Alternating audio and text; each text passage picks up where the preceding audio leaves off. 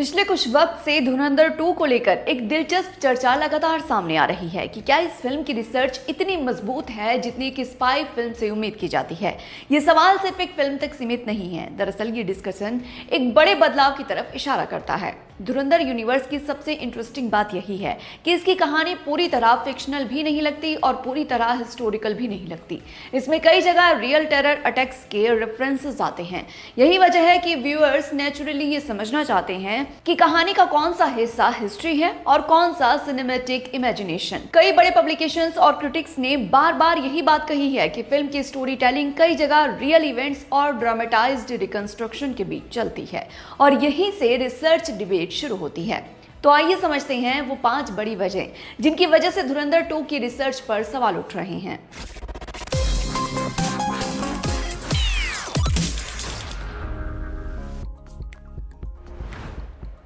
धुरंधर universe की कहानी में IC-814 हाईजैकिंग, संसद हमला और 26/11 जैसे रियल टेरर अटैक्स के रेफरेंसेस दिखाई देते हैं। कुछ रिव्यूज में भी ये कहा गया कि फिल्म रियल टेरर मटेरियल और ट्रांसक्रिप्ट्स जैसे एलिमेंट्स का इस्तेमाल करके स्टोरी का इमोशनल इंपैक्ट मजबूत बनाती है।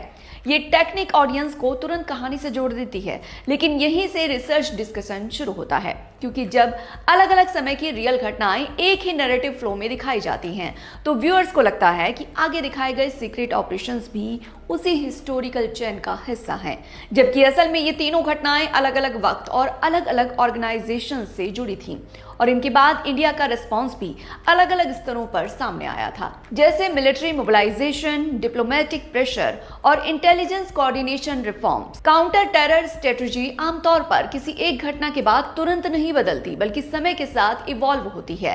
साथ ही इन घटनाओं के वक्त अलग अलग लोगों की सरकारें थीं, जिसकी क्लैरिटी पूरी तरह नहीं है। कई बार फिल्म स्टोरी टेलिंग को कॉम्पैक्ट बनाने के लिए इवेंट्स को डायरेक्ट कॉज इफेक्ट चेन की तरह दिखाती है। यही सिंप्लीफिकेशन रिसर्च पर सवाल उठने की पहली वजह बनती है। स्पाई फिल्मों में इंटेलिजेंस एजेंसीज का काम हमेशा मल्टी लेयर प्रोसेस होता है। इसमें सिर्फ एक ऑफिसर या एक मिशन का फैसला नहीं होता, बल्कि कई एजेंसीज साथ मिलकर काम करती हैं, जैसे रॉ, IB मिलिट्री इंटेलिजेंस और policy level decision making system. Real counter terror response में डिप्लोमेटिक कंसल्टेशन, मिलिट्री असेसमेंट और कैबिनेट लेवल अप्रूवल्स भी शामिल होते हैं। लेकिन फिल्मों में कहानी को फास्ट और इंगेजिंग रखने के लिए कई बार इस कॉम्प्लेक्स प्रोसेस को सिंप्लीफाई करके दिखाया जाता है, जिससे ऐसा लगता है कि मेजर डिसीजन तुरंत लिए जा रहे हैं और सीक्रेट ऑपरेशंस तुरंत शुरू हो जाते हैं। यही सिंप्लीफिकेशन कुछ लोगों को नोटिसेबल लगती है। इसी वजह से इंटेलिजेंस रिस्पॉन्स का पोर्ट्रेयल भी रिसर्च डिबेट का हिस्सा बन जाता है। फिल्म में कराची का इस्तेमाल एक इंपॉर्टेंट लोकेशन की तरह किया गया है, लेकिन कुछ रिव्यूज में ये ऑब्जर्वेशन सामने आया है कि कई जगह कराची को एक सिंप्लीफाइड बैटलफील्ड की तरह पेश किया गया, जबकि असल में कराची साउथ एशिया की एक बहुत कॉम्प्लेक्स सिटी रही है, जहां political conflict, gang violence, ethnic tensions और इंटेलिजेंस एक्टिविटीज जैसी कई लेयर्स एक साथ मौजूद रही हैं। यानी सिचुएशन सिर्फ स्पाई ऑपरेशंस तक सीमित नहीं रही है। जब किसी सिटी को मोस्टली कॉवर्ट मिशन जोन की तरह दिखाया जाता है तो ऑडियंस नेचुरली कंपेयर करने लगती हैं कि ये कितना रियलिस्टिक है और कितना सिनेमैटिक बनाया गया है। यही कंपैरिजन रिसर्च डिस्कशन की एक बड़ी वजह बनता है।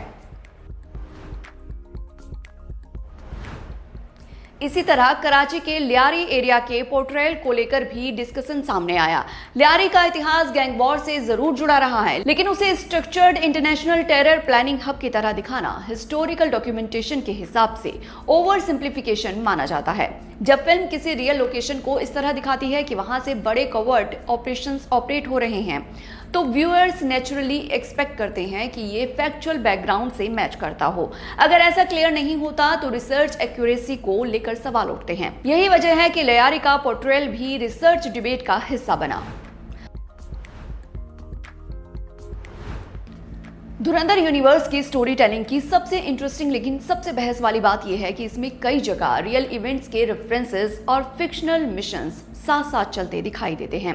सिनेमैटिक स्टोरी टेलिंग में ये टेक्निक कॉमन होती है, क्योंकि इससे नैरेटिव ड्रामेटिक और इंगेजिंग बनता है। लेकिन जब film real attacks, real locations और पॉलिसी कॉन्टेक्स्ट जैसे एलिमेंट्स को स्टोरी में शामिल करती है तो ऑडियंस नेचुरली मानने लगती है कि आगे दिखाए गए ऑपरेशंस भी इतिहास का हिस्सा हैं।